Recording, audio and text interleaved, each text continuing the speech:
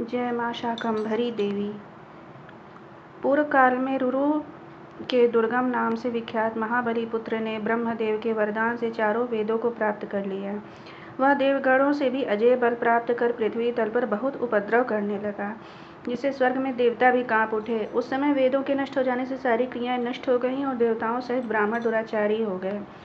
उस समय न तो कहीं दान किया जाता था, न उग्र तपस्या की जाती थी, न यज्ञ होता था, न हवन ही होता था।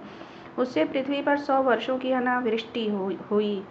तीनों लोगों में हाहाकार होने लगा। सभी लोग भूख प्यास से पीड़ित होकर अत्यंत दुखी हो गए। सभी नदियां, समुद्र, बावली, कूप, सरोवर जल विहीन हो गए और वृक्ष तथा लताएं सूख गईं।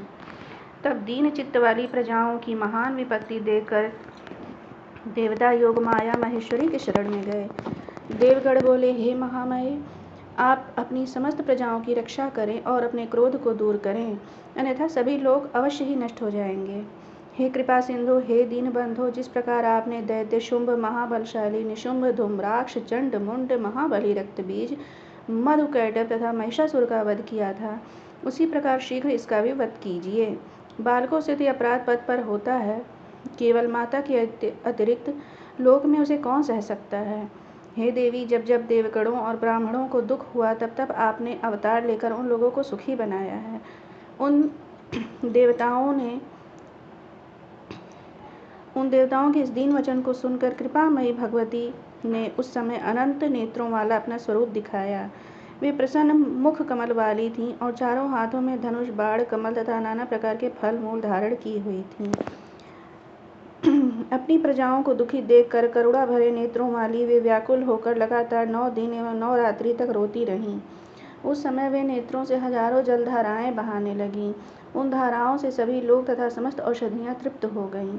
समुद्र एवं नदियां अगाध जल से परिपूर्ण हो गईं और पृथ्वी तल पर शाक तथा फल मूल उगने लगे।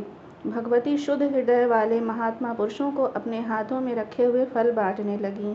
उन्होंने गौओं के लिए सुस्वादु तृण और दूसरे प्राणियों के लिए यथा योग्य भोज वस्तुओं को प्रस्तुत किया। इस प्रकार ब्राह्मण, देवता और मनुष्यों सहित सभी संतुष्ट हो गए। तब उन देवी ने कहा, अब मैं आप लोगों का कौन सा कार्य करूं? तब सभी देवताओं ने मिलकर कहा, हे देवी, आपने सभी लोगों को संतुष्ट कर दिया। अब कृपा कर दुर्गम द्वारा हरण किए गए वेदों को भी हमें उपलब्ध कराइए। तब देवी ने ऐसा ही होगा कहकर पुनः उनसे कहा कि अब आप लोग अपने घर जाइए, मैं शीघ्र ही आप लोगों को वेद प्रदान करूंगी। उसके बाद प्रसन्न हुए देवता लोग जगत को उत्पन्न करने वाली तथा विकसित नील कमल के समान नेत्रों वाली देवी को प्रणाम कर अपने अपने स्थान पर चले गए। तब स्वर्ग, भूलोक तथा अंतरिक्ष में कोलाहल मच गया। उसे सुनकर दुर्गम ने चारों ओर से अमरावती पुरी को घेर लिया। इसके बाद शिवा पार्वती देवताओं की रक्षा के लिए पुरी के चारों ओर तेजोमय मंडल का निर्माण कर स्वयं उस घेरे से बाहर आ गईं। तब देवी और दैत्य दोनों के बीच संग्राम छिड़ गया। दोनों पक्षों से कवचों को काटने वाले तीक्ष्ण बाणों की वर्षा होने लगी। इसी बीच उनके शरीर से काली, तारा, छिन्नमस्ता, श्रीविद्या, भुवनेश्वरी, भैरवी, बगला, धूम्रा, त्रिपुर सुंदरी तथा मातंगी ये मनोहर रूप वाली 10 महाविद्याएं शस्त्रयुक्त होकर प्रकट हो गईं। उसके बाद दिव्य मूर्ति वाली असंख्य मातृकाएं प्रकट हुईं। वे सभी चंद्रलेखा को धारण किए हुए थीं तथा विद्युत के समान कांति वाली थीं। तब मातृगणों के साथ उस दुर्गम का भयंकर संग्राम होने लगा।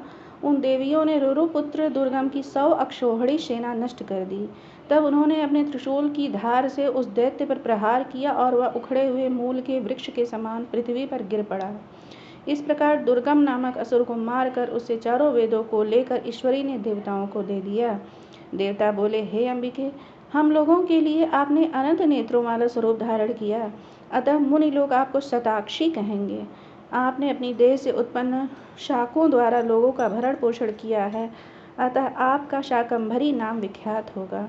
हे शिवे, आपने दुर्गम नामक महादैत्य का वध किया है, इसलिए मानव आपको कल्याणमयी भगवती दुर्गा कहेंगे।